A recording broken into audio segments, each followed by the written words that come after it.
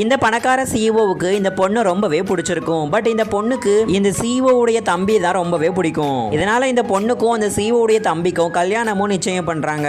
But கொஞ்ச நாளைக்கு அப்புறமா எனக்கு நீ வேண்டான்னு சொல்லி அந்த தம்பி பையன் இந்த பொண்ணை பிரேக்கப்பும் பண்ணிடுறான். இந்த பொண்ணும் என்ன பண்றதுன்னு தெரியாம தேம்பி அழுதுட்டு இருக்கா. அப்பன்னு பார்த்துதான் இந்த சிஇஓ அந்த இடத்துக்கு வராரு. நீ ஏன் அழுதுட்டு இருக்கறன்னு சொல்லி இவரும் கேட்க, ஒன்னும் இல்ல எனக்கு கோல்டு பிடிச்சிருக்குன்னு சொல்லிட்டு இந்த பொண்ணு போயிடுறா. அதனாலயே அவங்க வீட்டு பட்லர் கிட்ட இந்த பொண்ணுக்கு ஸ்பெஷலா சிக்கன் சூப் செஞ்சு கொடுங்கன்னு சொல்றாரு. நீ கொஞ்ச நாளைக்கு எங்க வீட்லயே தங்கிக்கோன்னு சொல்லி அந்த பொண்ணையும் இங்கேயே தங்க வைக்கிறாங்க.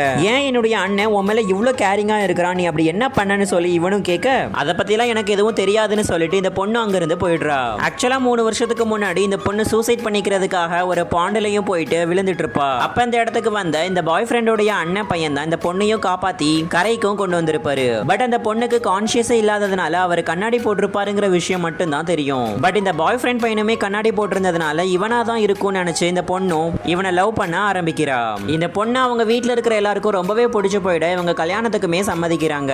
பட் கொஞ்ச நாளுக்கு அப்புறமா இந்த பாய் ஃப்ரெண்ட் பையனுடைய கேர்ள் ஃப்ரெண்ட் திரும்பி வந்துட்டதுனால இந்த பொண்ணையும் பிரேக்கப் பண்ணிட்டு அவளோட ஜாலியா இருக்கிறான். இதுக்கப்புறம் இந்த பொண்ணு மேல கொஞ்சம் கொஞ்சமா எரிஞ்சு விழ ஆரம்பிச்சுட்டான். பட் இந்த பாய் ஃப்ரெண்ட் பையனுடைய அண்ணனுக்கு இந்த பொண்ணு ரொம்பவே பிடிக்கும். அந்த பொண்ணு மேல ரொம்ப கேரிங்காவும் இருக்கிறான். இந்த சிஇஓவும் அந்த பொண்ணை எப்படியாச்சும் பார்க்கணும்னு முடிவு பண்ணி தன்னுடைய $5 பில்லியன் இருக்கிற வாட்சை வேணும்னே உடைச்சிட்டு வாட்ச் ரிப்பேர் பண்ற பொண்ணை வர சொல்லுங்கன்னு சொல்லிடுறாரு. அவங்க அசிஸ்டன்டும் இந்த பொண்ணுக்கு கால் பண்ணி வரவும் சொல்றாங்க. இந்த பொண்ணுமே ஆபீஸ்லயே உட்கார்ந்து அவருடைய வாட்சை ரொம்பவே கேர்ஃபுல்லா ரிப்பேர் பண்ணிட்டு இருக்கா. இந்த பொண்ணுக்குமே இவரை பார்க்கும் போதெல்லாம் ஏதோ ஒரு ஞாபகம் வந்துட்டு தான் இருக்கும். அப்படியே கார்ல வரும்போது நீங்க கண்ணாடி எல்லாம் போட மாட்டீங்களான்னு சொல்லி இந்த பொண்ணும் கேட்க, இல்ல எனக்கு அதெல்லாம் போட பிடிக்காதுன்னு இவர் போய் சொல்லிடுறாரு.